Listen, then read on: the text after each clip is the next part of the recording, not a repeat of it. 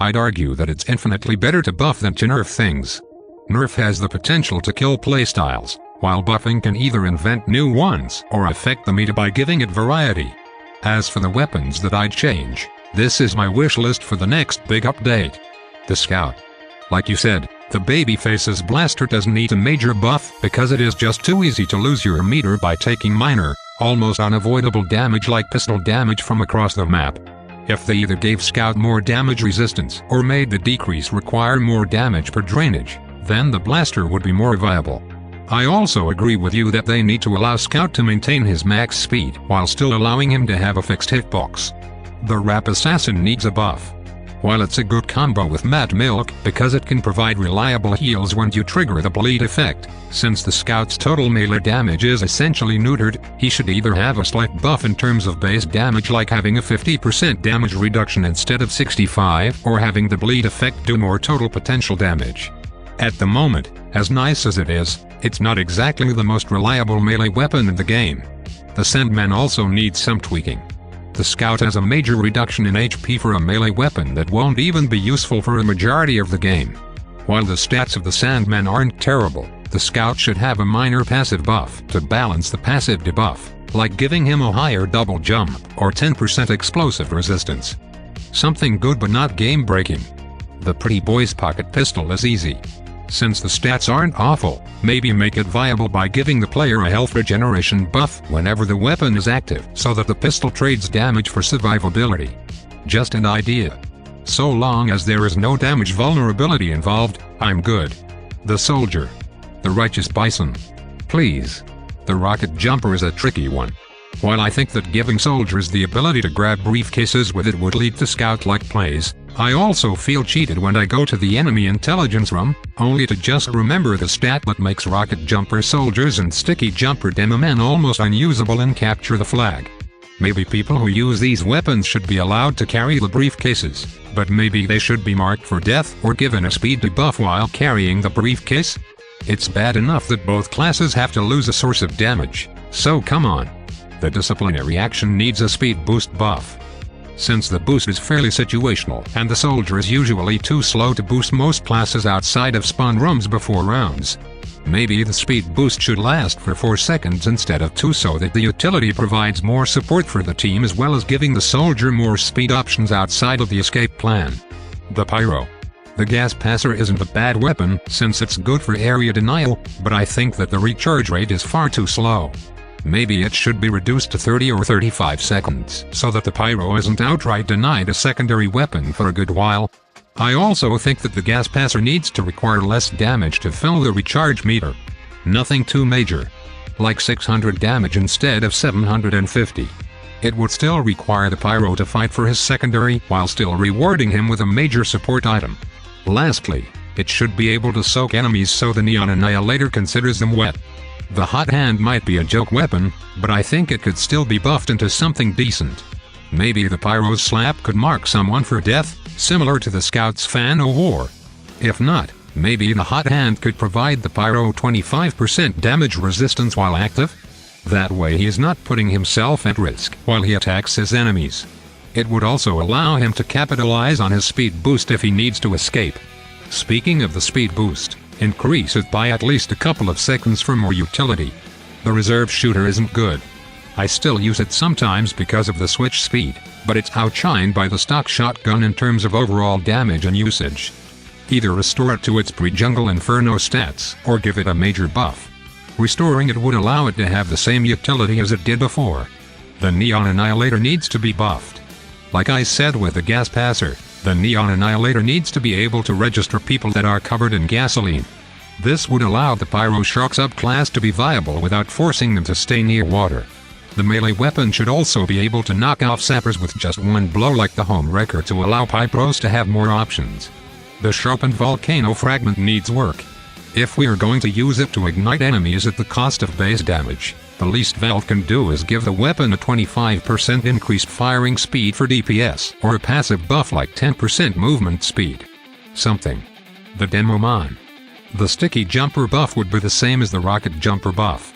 Carrying intel but with a debuff while you try to capture. That's it. The LL Pool Caber needs a damage buff. If not, Maybe it should receive a recharge meter, like how the Razorback was treated. As of right now, it's too gimmicky without providing enough damage to justify using it. The Claymore needs to be brought back. It should either not have any damage vulnerability, or there should be a health on kill mechanic that doesn't overheal as much as the half Zatoichi. The heavy. Oh, so many ideas. I'll keep it as short as I can. The buffalo steak sandwich needs a major buff. Alongside providing some health like 100 HP, it should not have any damage vulnerability stats. After all, if a heavy is forced to use his melee, giving him a debuff like that is just insulting. The gloves of running urgently are not good. Sure, I do love the utility, but the decrease in health makes it really risky to use, even if the regen is at the same rate. Maybe the stats should halt the health decrease for it to begin after using it for 5 seconds. That way heavies who use it can pull it out without running the risk of being surprised by a scout or other ambush classes, while being at a disadvantage like running around with 100 HP. I'd also like Brass Beast to be able to give the heavy some minor damage resistance when being revved up. That's about it. It's not terrible, and it's godlike in MVM. It just needs a minor tweak or two. The Halong Heater needs a buff. Either reduce the ammo consumption or take away the damage reduction. That way it's not a mediocre minigun that was made to simply counter one class. The Engineer. The Thompson 6000 needs a small buff because, besides the panic attack, it is the least useful Engineer primary. For starters, the lower firing rate and smaller clip size should be removed. It's bad enough that the projectile speed is terrible. If not, at least buff the Uber reduction attribute by either making it 15% or something like that. The Southern Hospitality also needs a small buff. Since engineers don't typically battle other classes with their melee, it's not worth having a passive debuff just for the chance to get spies to bleed. Maybe if the wrench had an increased swing speed, or maybe if it marked people for death, it would be interesting. The Medic. Instead of nerfing the Crusader's crossbow, maybe we should buff the other primaries to make them rival the crossbow. Like you said, the Overdose's speed boost should be passive. That's a good buff. The Bloodsauger doing a slight overheal on the Medic would make it a survivability-based weapon as well as a source of damage. It'll still be helpful for your team, because you're keeping yourself alive. The Amputator should either have a faster taunt or have the effect overheal a little bit. That way it rewards players for being coordinated as well as rewards the Medic for being selfless enough to help his team instead of pocketing someone. The Sullen Vow is fine. I'm just mentioning it because it's an underappreciated weapon. I use it over the Uber Saw at times. The Sniper. The Sniper needs 0 nerfs as a whole. Yes, it is stupid that snipers have the potential to one-shot anyone from across the map, but that's the point. Besides, it's balanced because the Sniper is typically a weaker fighter at close range compared to the other classes. Also, I'd argue that the Sniper has one of the highest skill gaps in the game. All classes, in my opinion, are hard to master and all take skill, but still, nerfing the Sniper as a whole would make him harder to master. Sure, getting consistent headshots is great, but sometimes you need to get a body shot if you know it'll be a pick that'll save your life. The Cleaner's Carbine needs to be buffed. It either needs to have the clip size reduction or the firing speed reduction removed. Having both together makes it difficult for snipers to fill the crikey meter. As good as 8 seconds of crits are, the current secondary weapons gimmick is too situational to pull off, especially since most snipers carry machine guns to finish off enemies that they've bodied or deal with enemies that get too close. The Razorback needs a buff, but a slight one. Maybe instead of a complete anti-overheal nerf, maybe only allow the Medic to overheal by 20%? If not, maybe exchange the 0 overheal for a heavily decreased healing rate, like a soldier carrying the Equalizer or the Escape Plan?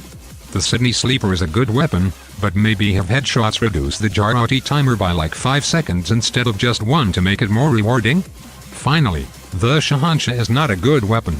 Sure, it can be useful against spies or scouts that have already damaged you, but if you're a sniper that is under 50% of your HP, your survivability is not going to be high.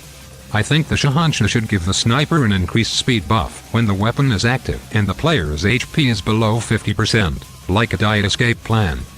That way the sniper has the option to either escape or fight when he is being confronted. Anything is better than the current Shahansha. The Spy. The Diamondback doesn't need a nerf. I don't even use it because I personally think that the Latron J is better support for stealth and the stock revolver is a more reliable source of consistent damage. Your ideas for the Enforcer and the Ambassador are both good. The Enforcer needs to be an into-building armor piercer, and the Ambassador needs to be more fit for mid-ranged attacks. The red tape recorder is actually not that hard to fix. One of two things needs to happen. Either they increase the level reduction rate or they give the sapper more health. That way an engineer that isn't careful runs the risk of having all of his buildings shrunken down to level 1 when removing the sapper instead of having them restored after a couple of swings. The Conniver's kunai also needs a buff. Whenever I play as a kunai spy, nothing is more frustrating than getting one-shot dead by a shotgun blast on accident by an AG or a pyro aiming for a scout. I think that maybe the kunai should either have the max health reduction chipped away by providing the spy with 85 max health instead of just 70. This would still put the spy at a disadvantage when faced with direct combat, but it would also allow him to take just a bit more damage. I also think that the kunai should allow you to obtain some benefits from butter knifing your enemies like other knives. The big earner still provides you with a speed boost, and your eternal reward still makes the kill silent, even if you don't obtain the disguise. I say that the kunai should provide half of the health that it would have provided via backstab if killed by a butter knife. It wouldn't be too overpowered, and it would reward the spy for going for a kill instead of hiding with the cloak and dagger for the whole match. And that's about it for my weapon buff ideas. Let me know what you beautiful people think about them. Also be sure to subscribe to Soundsmith and check out his awesome shit.